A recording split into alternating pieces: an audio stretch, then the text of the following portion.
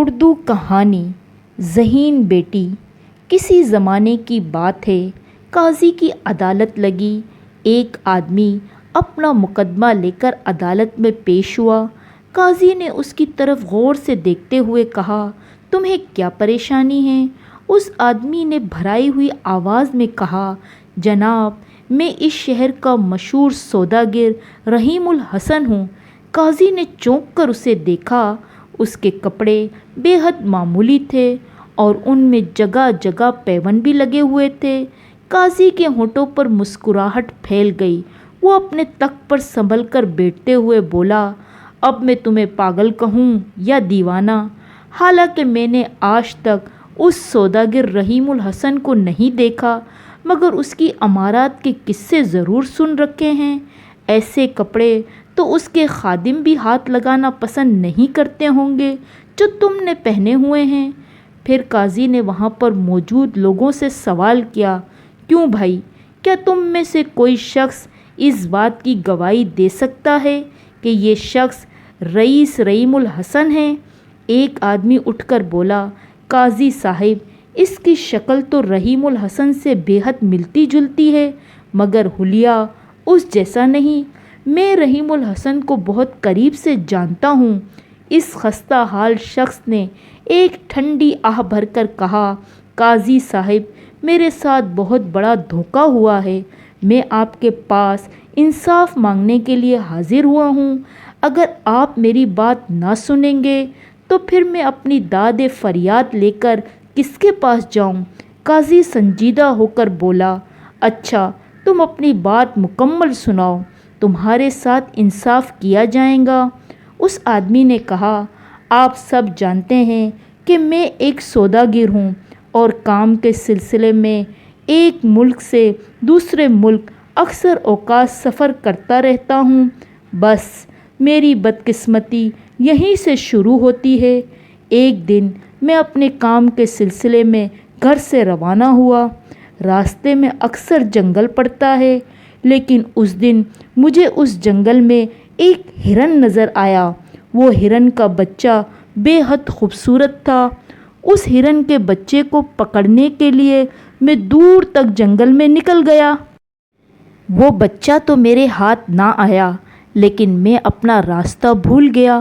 بھٹکتا بھٹکتا ایک جھونپڑی تک پہنچ گیا جو جنگل میں بنی ہوئی تھی۔ وہاں میں نے ایسے شخص کو دیکھا جو شکل و صورت اور قد و قامت میں ہو بہو مجھ جیسا تھا۔ میں اپنے ہم شکل سے مل کر بہت خوش ہوا، مگر مجھے کہاں پتہ تھا کہ وہ مجھے دھوکہ دے گا۔ اس شخص نے میرے لیے کھانے پینے کا بندوبست کیا اور پھر مجھ سے میرے بارے میں سوال پوچھنے لگا، جو کہ میں نے سچ سچ بتا دیا۔ ہم لوگ بہت دیر تک باتوں میں مصروف رہے۔ رات زیادہ ہو گئی تو اس شخص نے مجھے دودھ کا ایک گلاس دیا اور کہا، اسے پی لو اور آرام کرو، صبح میں تمہیں صحیح راستہ بتا دوں گا۔ میں نے خوشی سے وہ دودھ کا گلاس پی لیا۔ دودھ پیتے ہی سر چکرانے لگا اور میں زمین پر گر پڑا۔ پھر مجھے کوئی ہوش نہیں رہا۔ اگلے روز میری آنکھ کھلی تو میں نے اس جھونپڑی میں خود کو اکیلا پایا اور وہ شخص وہاں سے غائب تھا۔ میرے جسم پر اس کے کپڑے موجود تھے۔ یہ پھٹے پرانے کپڑے اس شخص کے ہیں۔ میری سمجھ میں کچھ نہیں آ رہا تھا کہ میرے ساتھ ہوا کیا ہے۔ خیر، میں اس جھونپڑی سے نکلا اور بڑی مشکل سے راستہ تلاش کرتے ہوئے اپنے گھر پہنچ گیا، مگر اس وقت میرے صدمے کی انتہا نہ رہی جب میرے ملازموں نے مجھے پہچاننے سے انکار کر دیا۔ میں انہیں یقین دلانے کی کوشش کرتا رہا تو ایک ملازم نے کہا، رحیم الحسن اس وقت اپنی بیٹی کے ساتھ گھر میں موجود ہے۔ عین اسی وقت میرے گھر کی کھڑکی کھلی اور وہ مکار شخص مجھے دیکھ کر ہنس رہا تھا۔ پھر ملازموں نے اس کے کہنے پر مجھ پر تھپڑوں اور لاتوں کی بارش کر دی اور مجبوراً مجھے وہاں سے بھاگنا پڑا۔ اب میں یہ فریاد آپ کے پاس لایا ہوں اور انصاف کا طلبگار ہوں۔ یہ کہہ کر وہ خاموش ہو گیا۔ قاضی صاحب نے حکم دیا کہ اس شخص کو اسی وقت عدالت میں پیش کیا جائے۔ تھوڑی دیر گزرنے کے بعد وہ شخص قاضی کے حکم پر عدالت میں حاضر ہوا۔ اس کے ساتھ ایک خوبصورت لڑکی بھی تھی۔ عدالت میں حاضر ہوتے ہی اس نے کہا، جناب میں رحیم الحسن ہوں اور یہ میری بیٹی آسیہ ہے۔ قاضی نے اس خستہ حال شخص کی تمام باتیں دہرائی تو رحیم الحسن بولا، حضور اس شخص کو زندگی میں نے پہلی بار دیکھا ہے۔ ہاں اس کی شکل مجھ سے مشابہت ضرور رکھتی ہے، مگر یہ شخص انتہائی چالاک اور جھوٹا ہے۔ دونوں کی باتیں سن کر قاضی الجھن میں مبتلا ہو گیا، سمجھ سے باہر تھا کہ کون سچا اور کون جھوٹا ہے۔ پھر قاضی نے رحیم الحسن کی بیٹی کو مخاطب کر کے کہا، بیٹا تم نے ساری داستان سن لی ہے، تم کیا کہتی ہو؟ ان دونوں میں تمہارا باپ کون ہے؟ خستہ حال شخص کی آنکھوں میں ایک چمک سی ابھر آئی اور وہ امید بھری نظروں سے اپنی بیٹی کو دیکھنے لگا۔ سبھی لوگوں کی نظریں اس وقت رحیم الحسن کی بیٹی پر تھی۔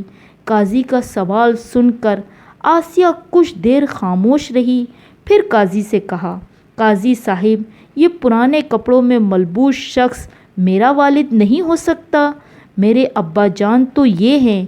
وہ شخص سوداگر کی بیٹی کی بات سن کر مسکرانے لگا اور خستہ حال شخص کی آنکھوں میں آنسو ابھر آئے۔ پھر آسیہ بولی، قاضی صاحب میں آپ کو اس بات کا ثبوت دے سکتی ہوں۔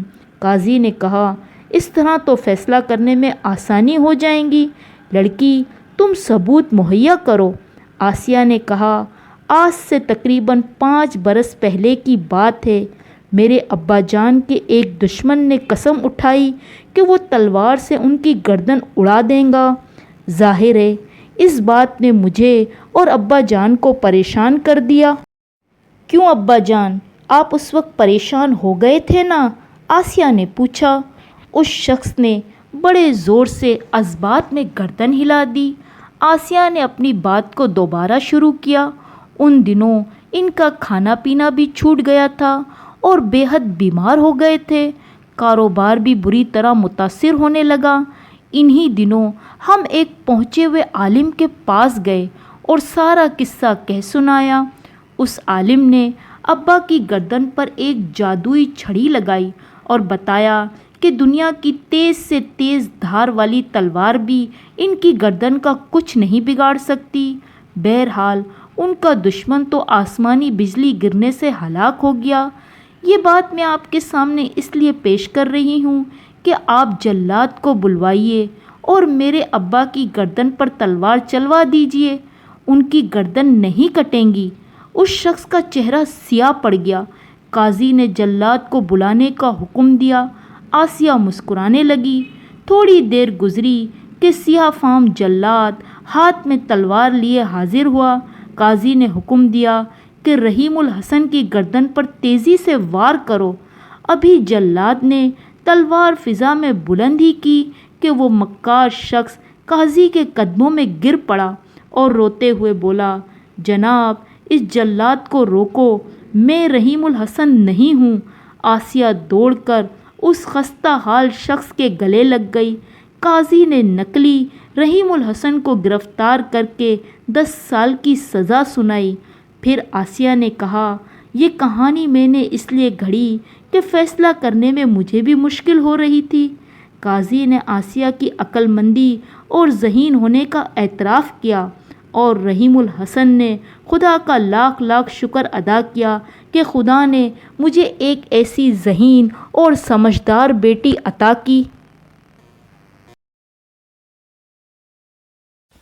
اگر آپ ہمارے چینل پر نئے ہیں تو پلیز لائک اور سبسکرائب لازمی کیجیے گا تاکہ دلچسپ کہانیاں آپ کو بر وقت ملتی رہیں۔ ملتے ہیں ایک نئی کہانی کے ساتھ۔ اللہ حافظ۔